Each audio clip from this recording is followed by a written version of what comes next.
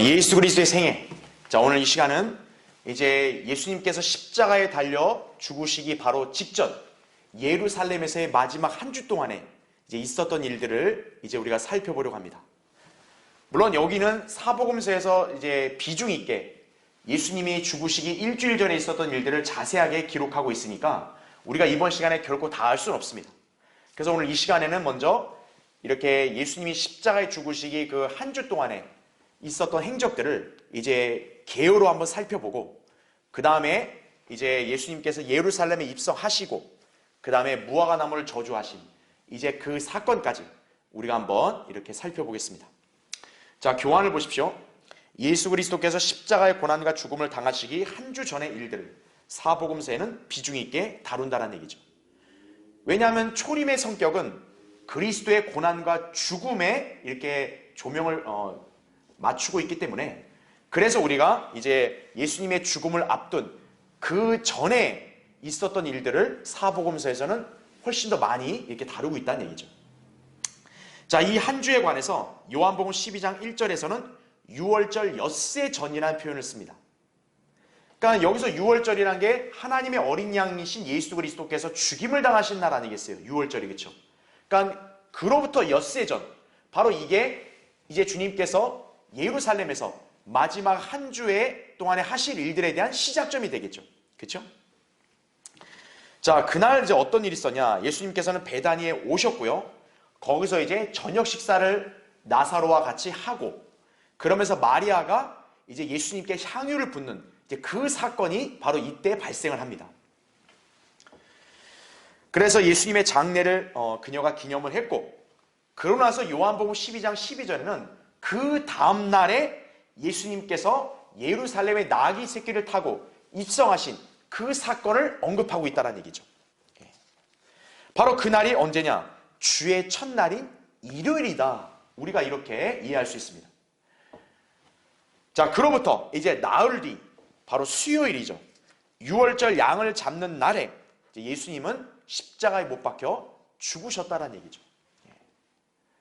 그러니까 예수님께서 예루살렘에 입성하시고 나흘 동안 이제 죽음을 준비하면서, 그리고 마침내 그때 죽임을 당한 것, 이건 중요하죠. 왜냐하면 출애굽기 12장에 보면 유월절 때 잡을 양은 이렇게 나흘간 이렇게 간직한다라고 기록되어 있기 때문에 그런 것이에요. 그러니까 죽기 한 나흘 전에는 미리 준비를 시키는 그런 기간인 거죠. 예수님은 바로 유월절 어린 양으로서 십자가에 달려 죽으시기 바로 나흘 전에 이제 예루살렘에 입성해서 이제 죽음을 준비하시는 거죠. 예. 자, 그래서 이때까지의 일들에 관해서 이제 사복음서에서는 이제 기록이 되어 있어서 중복되는 사건도 있고, 또 어느 한 책에만 언급되는 사건도 있습니다. 그런데 이제 시간적인 순서에 따라서 좀 자세히 보기를 원한다면 마가복음 책을 보시면 된다 이거죠. 예. 그러니까 마가복음은 주로 예수님의 생애에 관해서 시간적으로 이렇게 기록을 했기 때문에, 특히나 예수님이 죽기 그 일주일 전 예루살렘에서의 마지막 한 주의 행적에 대해서는 마가복음에서 상세하게 또 시간적인 연대로 언급을 하고 있습니다. 다만 이 유월절 엿새 전, 그리고 예루살렘에 입성하기 그 전에 있었던 일들은 요한복음에만 나온다. 여러분이 이렇게 참고로 이해하시면 되겠습니다. 자, 그래서 일단 우리는 시간적인 연대순으로 이렇게 예수님의 생애에 관한 것들을 간략하게 정리된 내용을 보겠습니다. 자, 밑에 괄호 1번 보십시오. 십자가에서 죽으시기 한 주 전의 일들에 관해서 자, 정리를 해보면, 자, 동그라미 1번. 자, 유월절 엿새 전. 자, 바로 요일로 이거를 이입해 본다면 금요일이 됩니다. 왜냐하면 유월절이 수요일이다 보니까 바로 엿새 전이면 금요일이 되겠죠. 금요일 오후 6시 이전, 바로 이때 예수님은 요한복음 12장 1절의 기록에 따라서 베다니로 들어오신 거다라는 얘기죠. 왜 금요일 오후라고 해야 맞냐면, 여러분 유대인의 달력 개념은 저녁 6시가 넘어가면 요일이 바뀌잖아요. 그렇죠? 그러니까 금요일 저녁 6시가 넘어가면 유대력으로는 토요일로 바뀌어요. 그럼 여러분 알다시피 토요일은 안식일이잖아요. 그렇죠? 그러니까 안식일은 바깥에서의 활동을 할 수가 없습니다. 그러니까 예수님은 안식일로 넘어가기 전에 이제 먼저 베다니에 들어오셔서 이제 거기 집에 머무셔야겠죠. 그쵸? 예. 그래서 6월절 엿새전이라 했을 때는 금요일 오후 6시 이전이다. 그렇게 보는 게 적합하다는 얘기죠. 자, 그러면 동그라미 2번.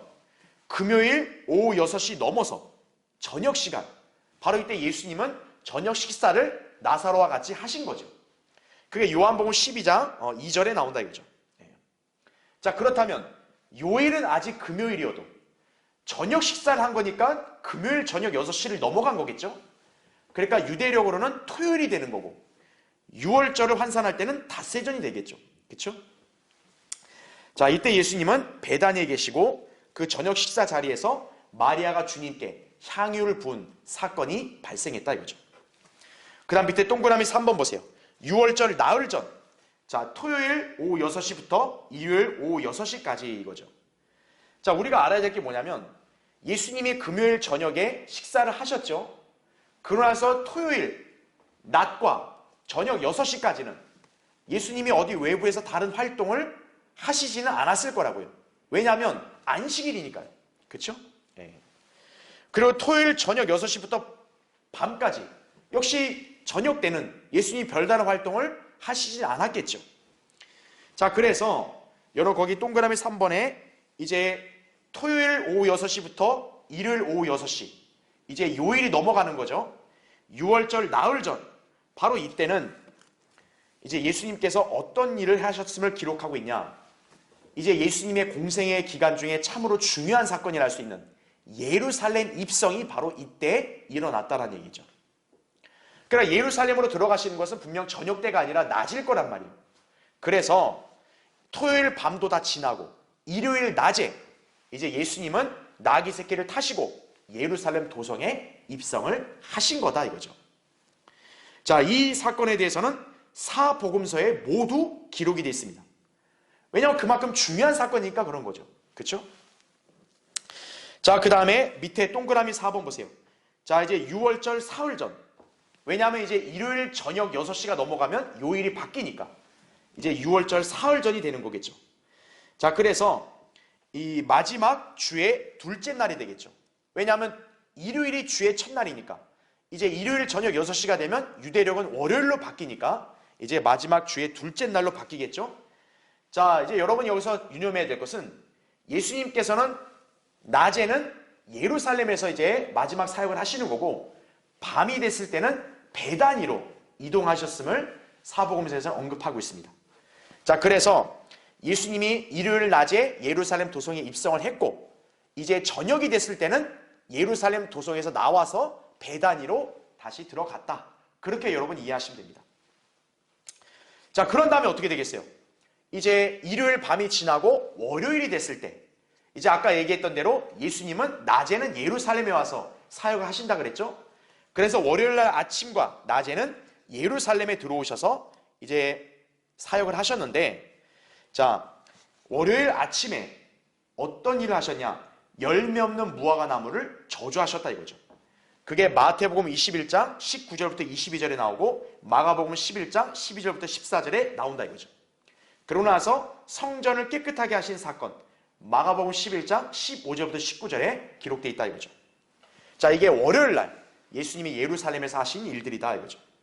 그 다음 동그라미 5번 6월절 이틀 전 이제 월요일날 저녁 6시가 넘어갔어요. 그러면 이제 화요일로 바뀐 거겠죠. 그렇죠? 자, 그래서 월요일 밤에는 역시나 예수님이 다시 베다니로 들어가 쉬셨겠죠. 그리고 이제 화요일날 아침에 다시 이제 예루살렘으로 들어오셔서 사역을 하시겠죠. 그렇죠?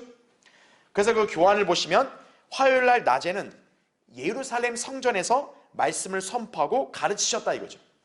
마태복음 21장부터 23장까지 마가복음 11장부터 12장까지 누가복음 20장부터 21장 4절까지 자, 화요일날 낮에는 또 어떤 일을 하셨냐? 예루살렘 성전에서 가르치신 다음에는 올리브산으로 가셔서 우리가 잘 아는 올리브산 설교를 하셨다는 얘기죠. 그래서 올리브산에서의 설교는 마태복음 24장 3절부터 25장 46절에 나오죠. 마가복음 13장 3절부터 33절, 누가복음 21장 7절부터 33절에 바로 올리브산에서 설교하신 내용을 다루고 있다 이거죠. 자, 그 다음은 이제 유다 이스카리옷이 예수님을 배반할 것을 선임 제사장들과 논의하고 약속하는 사건이 발생을 합니다. 마태복음은 26장 14절부터 16절, 마가복음은 14장 10절부터 11절, 누가복음은 22장 3절부터 6절이다라는 얘기죠. 자, 그러고 나서 이제 뭐냐? 동그라미 6번. 6월절 하루 전이 됩니다. 즉 이건 무슨 말이겠어요? 이제 화요일 날 낮에는 이렇게 설교를 하셨고 이제 화요일 날 저녁 6시가 넘어가면 이제 거기 교환에 나온 대로 이제 예수님께서는 이제 저녁에는 쉬셔야죠. 그렇죠? 그런데 이 화요일 저녁은 굉장히 중요합니다.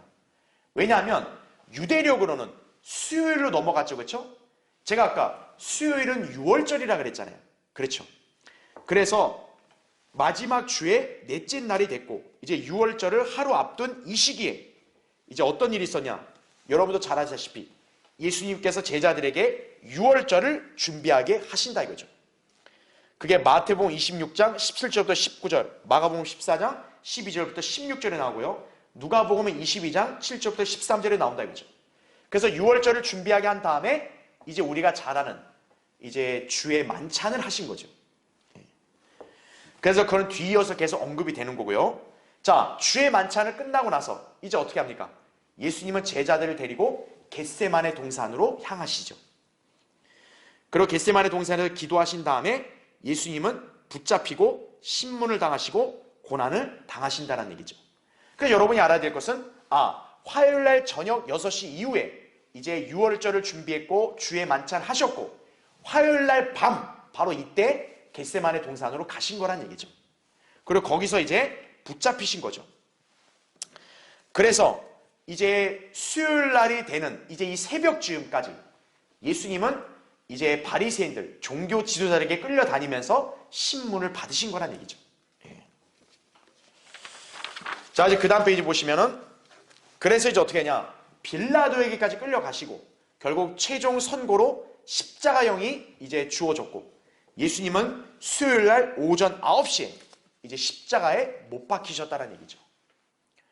그러니까 이 예수님에 대한 재판은 이 자들이 얼마나 아주 간교하고 불의하게 행했는지를 알 수 있는 거예요. 화요일 날 밤 그리고 수요일 날 이 새벽까지 계속 내리 재판을 하고 그것도 불의한 재판을 하게 한 다음에 수요일 날 바로 아침에 십자가형을 선고하고 예수님을 수요일 날 오전 9시에 십자가에 못 박았다 이거죠.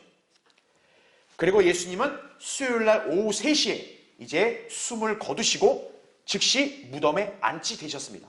왜일까요? 자, 수요일이 6월절이잖아요. 자, 수요일 날 저녁 6시가 넘어가면 유대력으로는 요일이 바뀌죠. 그렇죠?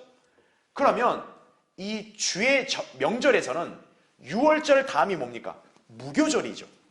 그러니까 수요일 날 저녁 6시가 넘어가면 6월절에서 바로 무교절로 바뀌는 거예요. 그럼 무교절의 첫날은 뭐냐면 안식일입니다. 그래서 안식일에는 어떤 일도 하면 안 되잖아요. 또 시체가 있으면 안 된다고요.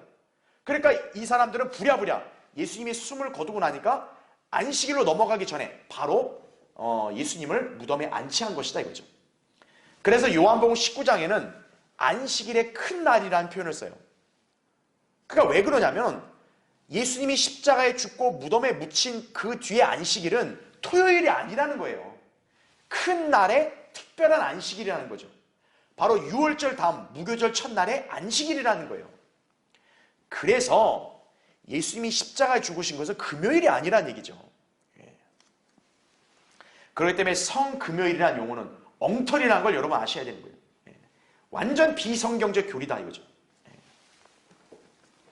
자, 여러분 그 교환을 참조하시면 되고요. 그래서 동그라미 7번 6월절과 무교절, 그래서 마지막 주의 5째 날이 되겠죠. 왜냐하면 이제 수요일 밤이 됐기 때문에 요일은 넘어갔으니까. 자, 무덤에서의 예수님의 첫째 날이다. 이렇게 여러분이 이해하시면 되겠습니다.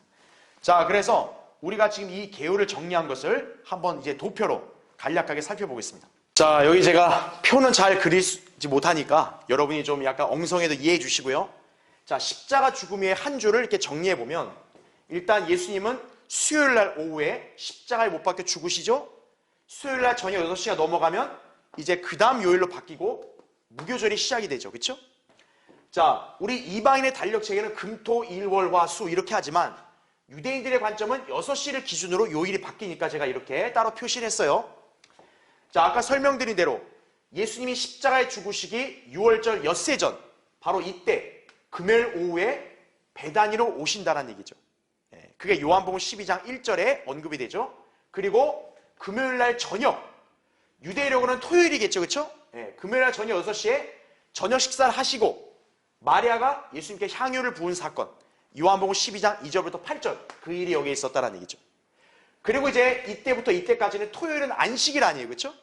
그리고 토요일 저녁 6시, 이 저녁에 예수님은 별다른 활동을 했다는 얘기가 없죠, 그렇죠? 자, 그러고 나서 이제 어떻게 하냐? 자, 일요일 낮에 이제 우리가 잘 아는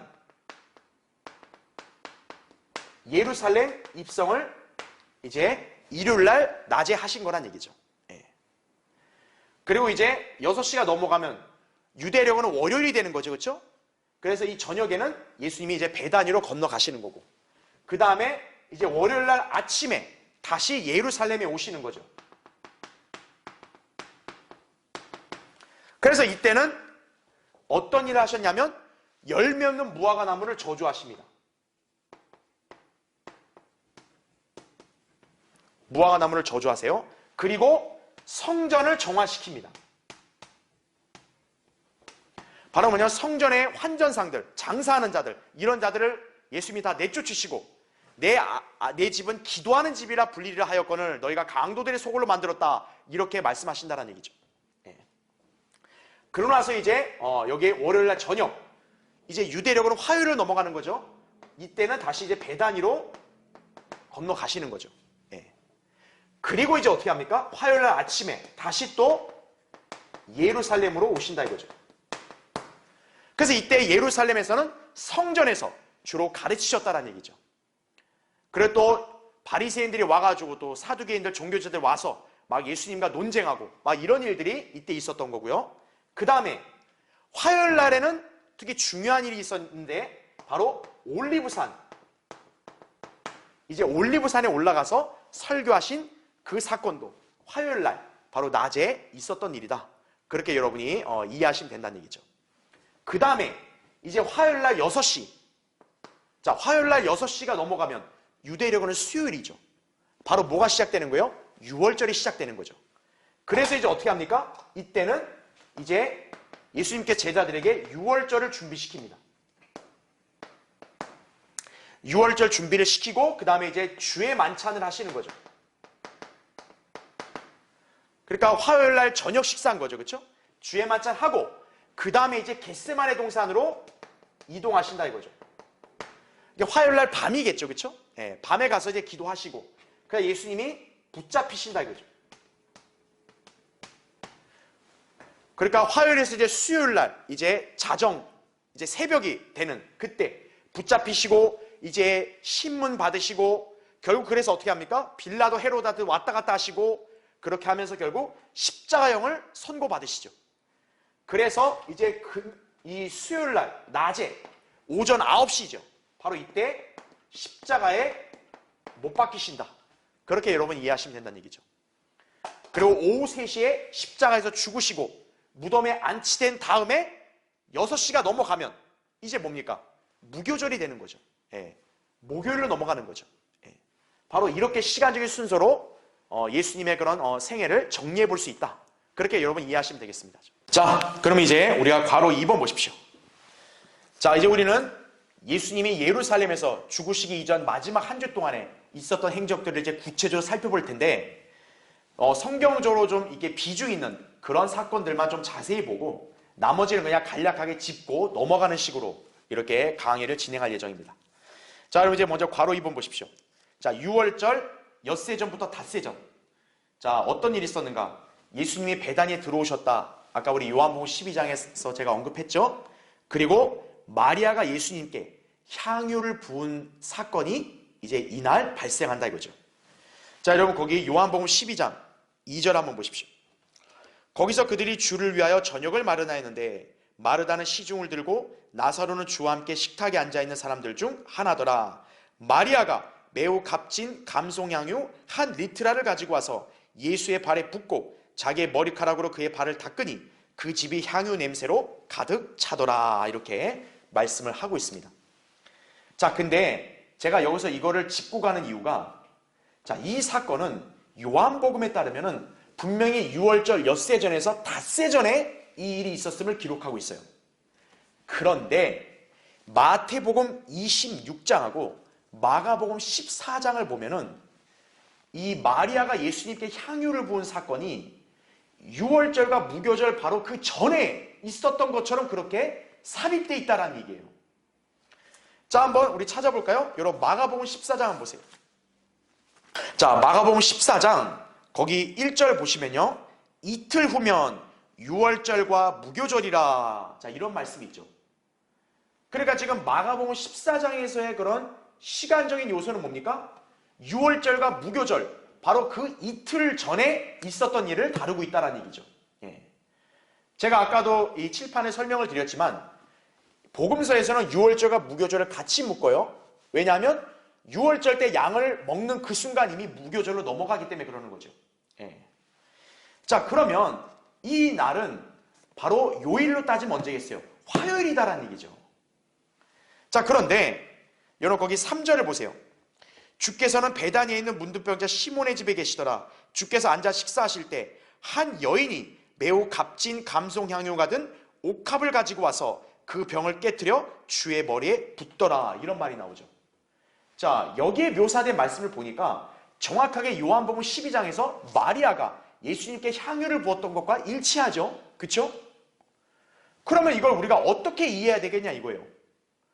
아니, 아까 요한복음에서는 유월절 엿새 전, 닷새 전에 이렇게 했다고 했는데 여기는 이틀 후에 유월절 무교절이 있는 바로 그날, 즉 주님이 십자가에 죽으시기 얼마 안 된 이 시간에 있었던 일들을 기록하고 있는 와중에 지금 이게 나온다는 얘기예요. 뭐가 맞냐 이거죠. 기름 붓는 게 2번이나 있었나요? 그게 아닙니다.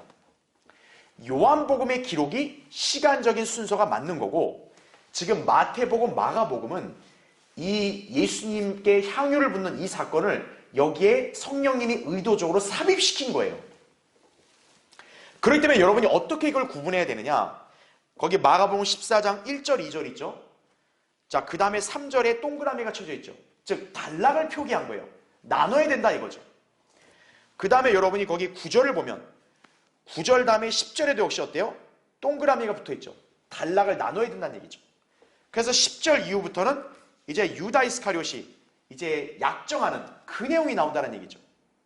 그러니까 마가복음 14장을 기준으로 했을 때 3절부터 9절은 예수님께 향유를 부은 이 사건은 이 날에 있었던 게 아니라 그 전에 있었던 일을 성령님께서는 마가복음에서는, 마태복음에서는 여기다가 일부러 삽입시킨 거란 얘기죠. 그럼 분명한 의도와 목적이 있으신 거예요. 그러니까 우리는 이 시간적으로 착오를 일으키면 안 된다는 얘기예요. 자, 거기 동그라미 2번 보세요. 교환을 보면서 정리할게요. 주님께서 베다니에 오신 날은 요한복음 12장 1절에 기록된 대로 유월절 엿새 전이었고, 주님께서 저녁을 드시는 자리에서 마리아가 주님께 향유를 부은 날은 유월절 닷새 전이었다 이거죠. 그런데 마태복음과 마가복음에서는 이 사건 기사가 이틀 후면 유월절이라고 말하는 날을 전개하는 가운데 갑자기 언급되고 있다 이거죠. 그러나 요한복음의 기록이 시간적인 순서에 따라 올바로 배열된 것이고, 마태복음과 마가복음은 삽입된 것이다라는 얘기죠. 그럼 동그라미 3번 보세요. 그럼 마태복음 26장과 마가복음 14장에는 요한복음 사건을 삽입했던 이유가 있다 이거죠. 왜 그 이유가 있는가? 자, 우린 이 구절을 보면 알 수 있습니다.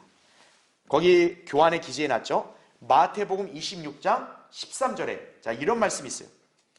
진실로 내가 너희에게 말하노니 온 세상에, 자 보세요, 이 복음이 전파되는 곳마다 이 여인이 행한 이 일도 말하여 그녀를 기념하리라, 이렇게 기록되어 있죠. 자, 여러분 여기에 복음이 뭘까요? 오늘날 교회 시대에 우리가 믿어서 구원받은 그 복음일까요? 아니죠. 우리 예수 그리스도의 복음을 전할 때 마리아가 행한 이 일에 대해서 전혀 기념하지 않아요. 그렇죠? 여기서의 복음은 어떤 복음이에요? 왕국 복음이란 얘기죠. 그러니까 성령님께서 이 사건을 여기에다가 이렇게 삽입시켜 놓은 것도 분명한 이유가 있으신 거죠. 자, 이 여인이 왜 예수님께 향유를 부었나요? 그분의 죽으심과 장사를 이렇게 기념하려고 부은 거란 얘기죠. 그래서 거기 밑줄 친 거 보시면 이 사건은 주님의 죽으심과 장사를 말씀하고 있다는 점에서 그 이유를 찾을 수 있다는 얘기죠. 제자들이나 다른 무리들은 예수님께서 이제 앞으로 십자가에서 죽으실 거라는 점을 여러 번 예언했는데도 아직 그거를 잘 인지를 못했어요. 그러나 이 마리아라는 여인만큼은 예수님의 말씀을 정확히 알아들은 거죠. 그러니까 그분의 죽으심을 이렇게 나름대로 장례를 이렇게 기념하고 있는 거예요. 그러니까 주님께서는 그녀의 그 행적을 이제 복음이 전파되는 곳마다 기억하게 하시겠다라는 거죠. 그래서 마태, 마가복음에서는 주님의 죽으심을 앞둔 바로 그 시점에 이 여인의 행적을 더 기리고 이렇게 드러내게 하기 위해서 이렇게 성령님께서는 여기다가 삽입을 하신 거다. 그렇게 우리가 이해하면 되는 거죠. 그래서 가를 보세요. 요한복음 12장 1절부터 8절 전후에는 유월절 엿새 전에 유대인 종교 지도자들이 예수님을 죽이고자 붙잡으라는 말씀이 있고 심지어 나사로도 죽이려고 모의하는 내용이 언급되어 있다 이거죠. 요한복음 12장 9절 10절에 나오죠. 주님께 향유를 부은 사건 전후에 바로 주님의 죽음이 임박했음을 보여주는 거죠. 그러니까 마리아가 행한 이 일은 주님의 죽음이 굉장히 가까웠음을 우리에게 느끼게 하는 거예요. 자, 밑에 나를 보세요. 한편 마태복음 26장과 마가복음 14장의 전후에는 예수님께서 이틀 후면 6월절인데 자신이 넘겨져 십자가에 못 박힐 것이라고 제자들에게 말씀하시는 것과 유대인 종교 지도자들이 예수님을 붙잡아 죽이려고 의논하는 말씀이 있죠. 아까 우리 마가복음 14장 볼 때 분명 그런 내용이 나왔죠. 또 유다 이스카리옷이 종교 지도자에게 그분을 넘겨주기로 약정하는 말씀이 있다는 얘기죠. 그래서 거기 다를 보세요. 제가 밑줄을 쳐놨죠. 성령님께서는 요한복음과 같이 임박한 주님의 죽음과 장사를 가장 효과적으로 알려줄 수 있는 마태복음과 마가복음의 두 단락 사이에 주님께 향유를 부어 그분의 장례를 준비한 이 여인에 관한 말씀을 삽입하신 것이다라는 얘기죠. 그러니까 요한복음은 시간적 순서로 기록을 했지만 전후 문맥을 보면 주님의 죽음을 굉장히 가까웠음을 느끼게 한다 그랬잖아요. 그러니까 마태, 마가복음도 우리가 읽을 때 바로 이 사건이 삽입되는 그 전후를 볼 때는 다 주님의 죽으심과 연관된 일들이 언급되어 있잖아요. 바로 주님의 죽으심을 우리에게 아주 상세하고 또 임박했음을 경고하며 알려줄 수 있는 가장 효과적인 그런 위치가 바로 여기이기 때문에 성령님이 삽입하신 거다. 그렇게 이해하면 되는 거란 얘기죠. 그래서 요한복음에서는 없는 그 말씀들이 여기에는 보완해서 기록이 돼 있다. 그렇게 이해할 수 있는 거예요. 그러니까 여러분이 요한복음을 보다가 마태, 마가복음에서 이 똑같은 사건을 보게 되면 이 사건을 더 여러분이 자세하고 정확하게 이해할 수 있는 거란 얘기죠. 자, 동그라미 4번 보세요. 주님의 죽으심이 실제로 임박한 시점에 마리아는 300데나리온의 가치가 있는 매우 값진 향유를 주님께 부었죠. 자, 그랬더니 유다 이스카리옷이 노발대발 아주 난리를 치는 거죠. 어째서 낭비하냐 이거죠. 그걸 팔아서 가난한 사람들을 위해서 쓸 수 있지 않았냐 그렇게 얘기하잖아요. 근데 유다 이스카리옷은 정말로 가난한 사람을 염려한 게 아니라 요한복음에는 그의 실체를 드러내고 있죠. 그건 바로 도둑이다 이거죠. 바로 그 돈을 몰래 쓰기 위함이다 이거예요. 그렇죠? 자, 주님께서는 유다 이스카리옷과 또 거기에 동조하는 몇몇 제자들이 불평하는 거에 대해서 그들을 나무라면서 마리아가 주님의 장례날을 위하여 간직하여 둔 것이기 때문에 그녀를 가만두라고 말씀합니다. 그리고 가난한 사람들은 항상 너희와 함께 있지만 주님은 너희와 항상 함께 있는 것이 아니니까 주님을 위해 쓰는 것은 잘하는 것이로 이렇게 말씀하신 거란 얘기죠. 자, 그렇게 여러분이 이해하시면 되겠습니다. 자, 그래서 이 일이 있은 다음에 자, 그 다음에 어떤 일이 있어요? 예수님께서 마침내 나귀 새끼를 타고 예루살렘에 입성하시는 승리의 입성, 그 중요한 사건이 일어난다는 얘기죠. 그래서 여러분 거기 요한복음 12장을 잠깐 보세요. 자, 요한복음 거기 12장 12절에 그 다음 날이라는 표현이 나오죠. 그 다음 날. 바로 뭐겠어요? 베다니에 오시고 마리아가 향유를 붓고 바로 그런 일들이 있고 난 그 다음 날 이거죠. 그리고 이제 토요일은 안식일이니까 안식일 날 어떤 활동을 안 하시잖아요. 그 다음 날 이거죠. 명절에 온 많은 무리가 예수께서 예루살렘에 오신다는 말을 듣자 종려나무 가지들을 들고 주를 맞이하러 가서 호산나 주의 이름으로 오시는 이스라엘의 왕은 복이 있도다라고 외치더라 이거죠. 그래서 이제 교환을 보세요. 괄호 3번. 나귀를 타고 예루살렘에 입성하신 사건이다 이거죠. 자, 6월절로부터는 나흘 전인 거고 이제 예수님의 공생의 마지막 한 주의 첫날이다 이거죠. 예. 일요일이죠. 자, 그래서 마태복음은 21장에 이렇게 기록이 되어 있고요. 마가복음은 11장 1절부터 11절에 자세히 나오고요. 누가복음은 19장 28절부터 40절에 나오고요. 요한복음은 12장 12절부터 19절에 바로 이 동일한 사건을 똑같이 조명해서 기록을 하고 있다 이거죠. 자, 밑에 동그라미 2번 보세요. 예수 그리스도의 예루살렘 입성은 그분의 3년 반 동안 사역하신 일의 절정이다 이거죠. 굉장히 중요한 사건이에요. 그러니까 사복음서에서 모두 다루고 있는 거죠. 주님께서는 그간 유대인들에게 그분이 메시아이심을 여러 가지 표적들로 입증하셨죠. 자, 그동안은 예수님이 내가 바로 너희들의 메시아 왕이다 이거를 표적과 말씀을 선포함으로써 여러 차례 증거를 하셨잖아요. 드디어 거기 밑줄 친 대로 예수님이 왕으로서 예루살렘에 입성하시는 것이다 이거죠. 왜 중요한 상징이 있느냐? 예루살렘은 왕의 도성이거든요. 바로 예루살렘에 이렇게 개선하듯이 입성할 수 있는 건 왕만이 할 수 있는 거 아니겠어요? 예수님이 이렇게 하셨다는 얘기는 곧 그분이 이스라엘의 왕이심을 만천하에 드러낸 거란 얘기죠. 그러나 거기 밑줄 치고 잘 보세요. 자, 분명히 왕으로서 자신을 나타내신 거지만 동시에 뭡니까? 십자가의 죽음이라는 최후를 향해 달려가고 있는 것이기도 하다라는 얘기죠. 이제 십자가의 죽음을 앞두고 주님의 자신을 예비하시는 거죠. 자, 그럼에도 불구하고 이 사건은 그분이 왕이심을 재차 이스라엘에게 알리는 것이다 라는 얘기죠. 자, 이제 동그라미 3번을 보십시오. 예수님의 예루살렘 입성은 스가랴 9장 9절의 예언이 성취된 사건이다라는 얘기죠. 물론 스가랴 9장 10절 11절은 재림 때 성취될 예언임을 감안하고 올바르게 구분할 수 있어야 한다는 얘기예요. 자, 제가 교환에다 기재해 놨지만 자, 마태복음 21장 5절에는 예수님이 예루살렘에 입성하시는 그 사건이 바로 구약의 스가랴가 예언한 이 말씀의 성취임을 입증하고 있는 거예요. 자, 거기 보세요. 이게 마태복음 21장 5절 말씀인데 너희는 시온의 딸에게 말하라. 보라, 너의 왕이 내게 오시나니 그는 온유하여 나귀, 곧 나귀 새끼인 어린 순아귀 위에 타셨도다. 이렇게 말씀을 하고 있습니다. 자, 그럼 밑에 가를 보세요. 구약의 선지자들에게는 초림과 재림의 구분이 없이 단지 두 번의 오심에 관해서만 계시되었다 이거죠. 그러다 보니 구약의 예언들에서는 초림과 재림이 동시에 함께 나타나기도 하며 심지어 둘의 순서가 역순으로 언급되기도 한다라는 얘기죠. 이건 제가 예전에도 예언에 관해서 강의할 때도 자세히 말씀드렸어요. 그렇죠?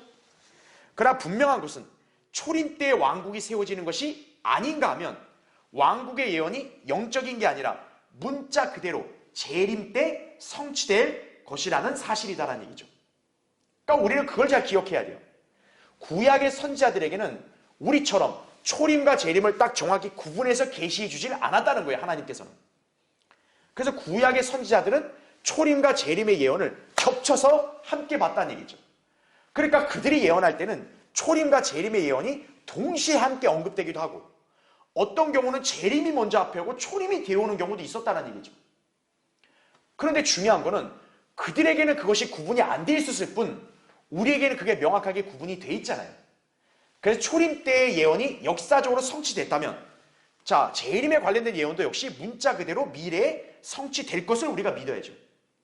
그렇게 볼 때 이스라엘에게 약속된 메시아, 그분이 통치하는 왕국, 이것도 문자 그대로 성취될 것이라는 점을 우리는 간과해서는 안 돼요.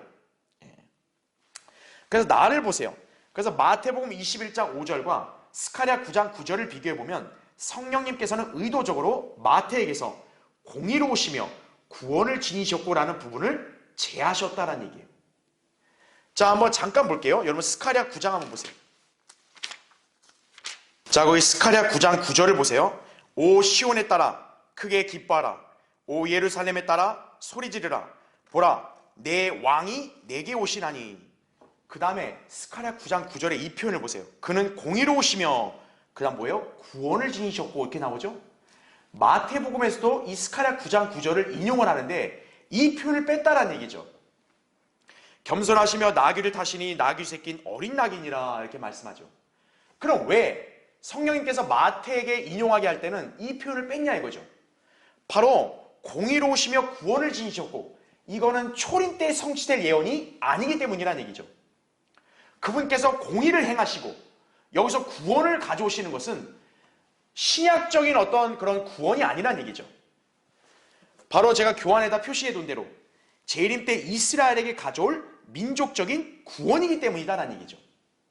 그러다 보니 지금 마태복음에서 예수님이 예루살렘에 입성하신 것은 초림 때니까 초림 때는 이 예언이 성취되는 게 아니라는 거죠. 그래서 성령님께서 의도적으로 이것을 생략하신 거다. 그렇게 이해하시면 되는 거예요. 죄송합니다. 자, 그렇기 때문에 스가랴 9장 9절 이 한 구절 안에도 초림과 재림이 함께 언급되고 있죠. 그리고 9장 10절에도 보면은 이 10절 같은 경우는 완전히 재림에 해당되는 예언이에요. 그래서 이 구약의 선지자들에게는 하나님께서는 초림과 재림을 딱 구분해서 예언하게 하지 않고 그냥 두 번의 오심을 같이 묶어서 그냥 계시해 주셨다는 얘기죠. 그러니까 선지자들은 초림과 재림을 이렇게 섞어서 말한 경우도 많았기 때문에 우린 그걸 잘 나누어야 된다는 얘기예요. 바로 이 점을 나누지 않으면 어떻게 되는 거예요? 이 스가랴에서 예언한 재림에 관련된 말씀들을 초림 때 다 성취된 것으로 그렇게 오해하기 때문이라는 얘기죠. 오해하면 안 된다는 얘기죠. 예수님께서 물론 예루살렘의 왕으로서 입성을 하신 거지만 그분이 실제 왕으로서 이 땅에 왕국을 세우고 통치하신 것은 아니기 때문이라는 얘기죠. 예. 자, 이제 동그라미 4번을 보세요. 요한복음에서는 많은 무리가 종려나무 가지들을 들고 예수님을 맞으러 가서 호산나 주의 이름으로 오시는 이스라엘 왕은 복이 있도다라고 외쳤음을 기록하고 있죠. 12장 12, 13절에 그렇죠? 자, 종려나무는 기쁨의 상징입니다. 계시록 7장 9절이나 레위기 23장 34절 40절을 참조하시면 알 수 있어요. 그러니까 종려나무 가지를 폈다. 기쁜 거죠. 주님이 예루살렘에 입성하는 게. 그렇죠? 또한 호산나 지금 구원하소서라는 뜻이에요. 자, 이거는 어떤 간구가 아닙니다. 승리의 외침입니다. 그래서 왕의 입성과 관련되다 보니 무리들은 승리감에 젖어 있음을 알 수 있다는 얘기죠. 그러니까 마치 예수님께서 개선하듯이 뭔가 승리의 입성을 예루살렘에 하신 거고 그로 인한 기쁨과 영광이 모든 무리들에게서 지금 넘쳤던 것이죠. 그래서 동그라미 5번 보시면 물론 승리의 상징인 왕의 입성은 사실 언제 있을 일입니까? 재림 때 성취될 일이다라는 얘기죠. 지금 초림 때는 아직 예수님께서 왕으로서 통치하지 않으시는 때죠. 그러면 우리가 의아할 수 있는 거예요. 그럼 왜 예수님은 예루살렘에 마치 왕으로서 입성을 하셨냐 이거죠. 초림 때 통치할 게 아니신데. 자, 거기 교환에 나오죠. 이 일을 십자가의 처형이 있기 전에 실행하신 것은 그들이 십자가에 처형할 예수님이 곧 주의 이름으로 오시는 이스라엘의 왕이심을 분명히 밝혀두기 위함이었다라는 얘기죠. 왕을 처형하는 데 대해 이스라엘은 분명히 책임을 져야 한다는 점을 다시 한번 이렇게 확증하신 거란 얘기죠. 즉 예수님이 예루살렘에 입성하신 것은 바로 무리들로 하여금 너희들의 왕이 바로 그분인 것을 알게 한 거예요. 그런데 그분을 십자가의 죽음에 넘겨줬다? 바로 그의 죄에 대한 대가는 너희가 치러야 된다. 바로 이것을 다시 한번 확증하는 거란 얘기죠. 자, 동그라미 6번. 예수님에 대해 무리들이 자, 마태복음 21장 11절에는 이렇게 외쳤습니다. 이분은 갈릴리 나사렛의 선지자 예수시라 이거예요. 그러니까 이분이 누구냐 이렇게 물었더니 그 당시에 외쳤던 무리들이 나사렛 선지자 예수 이렇게만 얘기했다 이거죠. 물론 이 말은 맞는 말이에요. 틀린 건 아니에요. 왜냐하면 예수님께서는 초림 때 선지자로서 이 땅에 오신 거죠. 그러나 여기에 선지자는 단순한 선지자가 아닙니다. 바로 모세와 같은 한 선지자이신 거죠. 신명기 18장 15절부터 18절. 그렇죠? 다시 말하면 이분은 모세와 같은 이스라엘을 이렇게 영적으로 또 인도하고 또 실제로 통치할 그런 지도자요 왕이시라는 점이죠. 그런데 이들은 그 사실까지는 인지를 못하는 거죠. 그러니까 예수님을 향해서 단순하게 그냥 나사렛 선자 예수 이런 표현만 한 거죠. 그렇죠? 자, 이분은 정확한 표현이 뭡니까? 주 예수 그리스도예요. 여러분도 잘 알아야 될 게 예수님을 향해서 저분이 누구냐? 이렇게 물었을 때는 정확하게 답변하셔야 돼요. 주 예수 그리스도라 이거죠. 예. 자, 동그라미 7번. 한편 예루살렘 입성에 대한 말씀 다음에 누가복음 19장 41절부터 44절은 주님께서 예루살렘을 향해 오신 것을 기록하고 있다는 얘기죠. 예. 또한 이후에 주님께서는 마가복음 11장 11절에 따르면 이제 예루살렘에 입성하셨죠? 그리고 성전으로 들어가 모든 것을 둘러보시고 나니까 저녁때가 되어 제자들과 함께 베다니로 가셨다고 마가복음 11장 11절에 그렇게 기록되어 있다는 얘기죠. 예. 자, 여러분 그렇게 이해하시면 되겠습니다. 자, 그럼 이제 괄호 4번. 자, 이제 예수님은 일요일날 저녁이 됐으니까 베다니로 가셨죠? 그리고 아까 얘기한 대로 이제 아침, 낮에는 예루살렘에 와서 사역을 하셔야죠. 그렇죠? 그래서 이제 월요일날 아침에 이제 마지막 한 주의 둘째 날이 되겠죠. 6월절 사흘전. 자, 이때는 월요일 아침에 예루살렘 들어오셔서 어떤 일을 하셨냐? 열매 없는 무화과 나무를 저주하셨다 이거죠. 자, 이 사건에 대해서는 마태복음 21장 18절부터 22절, 마가복음은 11장 12절부터 14절에 기록이 되어 있습니다. 그러니까 마가복음의 기록이 시간적인 순서로 잘 돼 있다 그랬잖아요. 그렇죠? 예수님이 예루살렘에 입성하시고 저녁 때 베다니로 가시고 다시 아침에 월요일날 이제 예루살렘에 오셔서 열매 없는 무화과 나무를 저주하신 거죠. 자, 거기 동그라미 2번 보세요. 여기서 잎만 무성한 무화과 나무, 자기 의로 가득 찬 이스라엘을 상징한다는 얘기죠. 예레미야 24장, 마태복음 24장 32절 33절, 아모스 8장 2절, 호세아 9장 10절 등등을 보면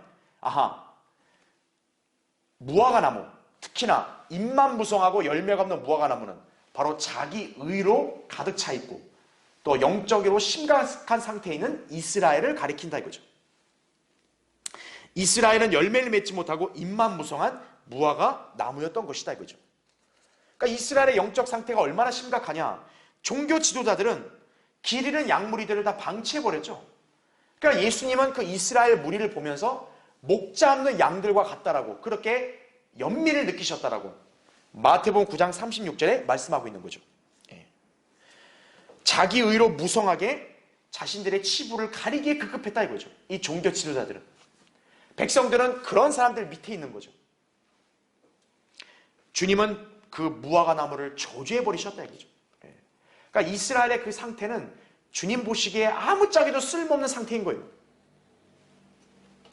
자, 동그라미 3번 보세요. 자, 예수님께서 어떻게 저주하셨냐면 마태복음 21장 19절에 이런 말씀이 나옵니다. 이제부터 내게서 영원히 열매가 맺히지 못할 것이라 이거죠. 자, 그래서 이 사건은요, 우리가 누가복음 13장에 있는 비유와 한번 비교해 볼 만합니다. 자, 교환의 대자가 기재해 놨으니까 따로 안 찾고 교환을 볼게요. 거기 누가복음 13장 6절부터 9절의 말씀이에요. 잘 보세요. 어떤 사람이 자기 포도원에 무화과 나무 한 그루를 심은 후에 와서 그 나무에서 열매를 찾았으나 아무것도 얻지 못한지라 이거죠. 그 포도원 지기에게 말하기를 보라, 이 3년 동안 내가 와서 이 무화과 나무에서 열매를 찾으나 얻지 못하니 잘라버리라. 어찌하여 쓸데없이 땅만 버리느냐고 하니 그 포도원 지기가 주인에게 대답하여 말하기를 주여 금년만 그대로 두소서. 그러면 내가 그 주위를 파고 거름을 주리이다. 만일 열매를 맺으면 좋거니와 맺지 아니하면 그때는 잘라 버리소서. 이렇게 기록이 되어 있죠. 자, 여러분 이 무화과 나무의 이 비유, 이것이 어떤 의미를 가질까요? 자, 잠깐 여기 제가 설명 한번 하겠습니다. 자, 여기 우리 무화과 나무의 한 비유를 설명을 드리면, 자, 여기 무화과 나무에서 일단 포도원, 이 포도원을 이렇게 소유한 주인, 어떤 사람이 나옵니다. 그렇죠? 네. 자, 어떤 사람은 이제 아버지 하나님을 지칭한다 이거죠. 그 다음에 여기서 이제 포도원을 얘기했을 때는 이거는 이제 흔히 이제 하나님의 어떤 왕국 또 이제 하나님의 유업 이거와 연관이 있다는 얘기죠. 그래서 이거는 이제 예수 그리스도께 주어지는 거죠. 그래서 예수 그리스도의 유업 또는 이스라엘 이거를 또 가리키기도 한다. 일단 그렇게 여러분 이해하시면 됩니다. 자, 그래서 우리가 알아야 될 게 뭐냐? 어떤 사람이 이제 포도원에서 열매를 기대하는 거예요. 몇 년 동안? 2, 3년간. 근데 열매가 안 나오죠. 그랬더니 이렇게 어떻게 하냐? 무화과 나무를 그 포도원에 심는 거예요. 그게 무슨 의미일까요? 하나님의 유업에서 무화과 나무가 이스라엘이니까 이제 하나님의 유업은 이스라엘을 중심으로 뭔가 이루시려고 하는 계획을 뜻하겠죠. 그렇죠. 그래서 무화과 나무를 포도원에 심었는데 무화과 나무가 2, 3년간 열매가 나와야 안 나와요? 안 나온다는 얘기죠. 그래서 잘라버리라 이렇게 얘기했더니 포도원 지기가 주인께 요청을 합니다. 금년만 그대로 두시면 어떻게 합니까? 주위를 파고 거름을 주겠습니다 이거죠. 그래도 열매가 없으면 그때 잘라버리십시오 이렇게 얘기합니다. 그러면 여기서 우리가 이 비유를 이해하기 위해서 알아야 될 요인들 2, 3년 이게 뭐냐 이거죠. 우리가 이제 예언적인 책에 어떤 시간의 환산을 해본다면 1년을 1000년 단위로 환산할 수 있습니다. 그러면 2, 3년이면 얼마겠어요? 3000년이 되겠죠. 네, 3000년. 근데 3000년 동안 기대한 열매가 안 보여서 자르려고 했더니 금년만 그대로 두소서 이렇게 얘기하죠. 그럼 여기에 금년은 뭐겠어요? 1000년이 되겠죠. 네. 자, 그렇다면 이 무화과 나무 이거에 관해서 지금 총 몇 년입니까? 1000년과 3000년 4000년이죠. 네. 그러니까 하나님께서는 이 4000년 동안 열매를 기대하신 거예요. 자, 그럼 우리가 알아야 될 게 뭡니까? 이 4000년은 정확히 구약의 역사죠. 4000년. 그러니까 하나님께서는 3000년 동안 열매를 기대하셨어요. 처음에는 인류를 대상으로 기대하셨지만 역시 실패했죠. 이스라엘이라는 한 민족을 택하셔서 기대하셨지만 역시 이스라엘 민족도 하나님의 기대를 충족시키지 못하죠. 결국 3000년 가까이 흘렀을 때 바로 솔로몬 때인 거죠. 솔로몬 때 이후에 어떻게 됩니까? 왕국이 분열이 돼버리죠. 그리고 이제 하나님은 어떻게 합니까? 그 분열된 왕국도 이방 민족에게 팔아 넘기시죠. 그래서 아시리아 바빌론에 의해서 북이스라엘 남유다가 완전히 포로로 사로잡혀가고 그 땅도 황폐가 되죠. 그게 바로 포도원 지기가 요청한 금년만 그대로 주십시오. 주위를 파고 거름을 주겠나이다. 바로 이 말의 의미인 거예요. 그래서 이스라엘 땅과 그 민족을 하나님께서는 징계하시고 심판하시고 바로잡으려고 하신 거죠. 그런데 어떤 거예요? 그렇게 해서 1000년, 금년 동안 그렇게 이스라엘을 다루면서 이스라엘이 이제 바로 잡히고 회개하고 그래야 되는데 결국 했습니까? 안 했습니까? 안 한 거죠. 그러니까 어떤 거예요? 이 약속한 그대로 금년에도 역시 주위를 파고 거름을 줬음에도 열매가 안 나오니 그때는 잘라버리는 거죠. 바로 그게 뭐겠습니까? 이스라엘이 결국 그들의 메시아까지 거부함으로 인해서 결국 이들은 그 하나님이 주신 유업, 그 약속의 땅에서 다시 쫓겨나는 거죠. 그래서 정확하게 로마에 의해서 그들은 완전히 황폐화되고 뿔뿔이 흩어지는 그런 비극을 맞이하게 된 것이죠. 바로 이게 무화과 나무의 비유다. 그래서 제가 설명드린 대로 결국 이스라엘은 하나님 보시기에 합당한 열매를 결국 맺지를 못한 거죠. 하나님께서 이렇게 오래 참으시고 또 1000년 기간 동안 그들을 또 징계하시면서 또 그들을 이렇게 바로잡으려고 하셨는데 결국 그들은 바로잡히지 못했고 회개하지 않았고 결국 메시아를 영접하지 않음으로써 결국 그들은 AD 70년 로마에서 다시 그 땅에서 완전히 쫓겨나게 된 것이다 이거죠. 바로 그것이 뭐와 똑같습니까? 예수님께서 저주에서 말라버린 그 무화과 나무와 똑같다는 얘기죠. 자, 그렇지만 동그라미 4번 보세요. 중요한 것은 그 무화과 나무가 저주받아서 말라버렸지만 그 나무의 뿌리까지 말라버린 것은 아니다라는 점이에요. 분명히 무화과 나무가 말라버렸어요. 그러나 무화과 나무 자체가 아예 죽어버린 건 아니라는 얘기죠. 뿌리는 남아있는 거예요. 뿌리가 남아있으면 언젠가는 살아날 수 있는 것이죠. 그러다 보니 그 저주받은 나무가 다시금 예수님께서는 마태복음 24장 32절에 가지가 유연해지고 잎이 나오게 될 것을 예언하신 거란 얘기죠. 자, 바로 이게 뭡니까? 예수님이 무화과나무를 저주한 것은 결국 그들이 이렇게 국가를 잃어버리고 쫓겨난 거를 상징했잖아요. 그렇죠? 그런데 그 가지가 유연해지고 잎이 나왔다. 이스라엘이 다시 국가로 재건되는 것을 의미하는 거겠죠.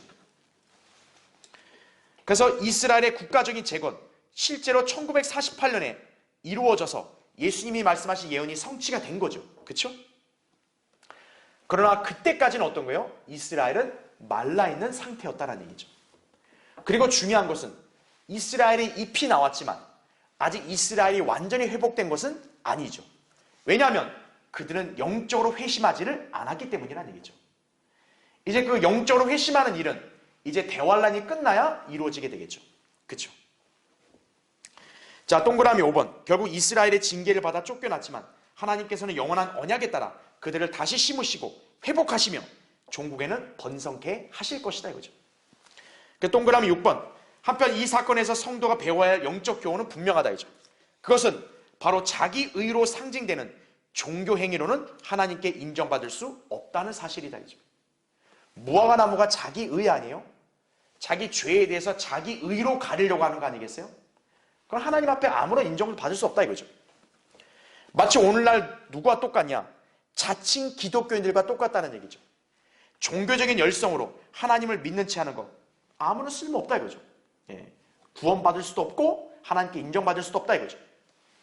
주님은 성경대로 믿는 신앙을 인정하신다는 얘기죠. 예수 그리스도의 보혈을 통한 구원, 이것만이 정답이에요. 말씀에 따른 순종, 이것만이 참된 신앙의 열매란 얘기죠. 이거를 거부하고 자기의 종교심대로 하나님을 믿으려고 하는 것, 그게 바로 열매 없이 잎만 무성한 무화과 나무와 똑같다는 점이죠. 우린 이것을 또 영적으로 또 교훈을 배울 수 있습니다. 자, 이제 그 이후에 있었던 일들은 다음 시간에 살펴보도록 하겠습니다.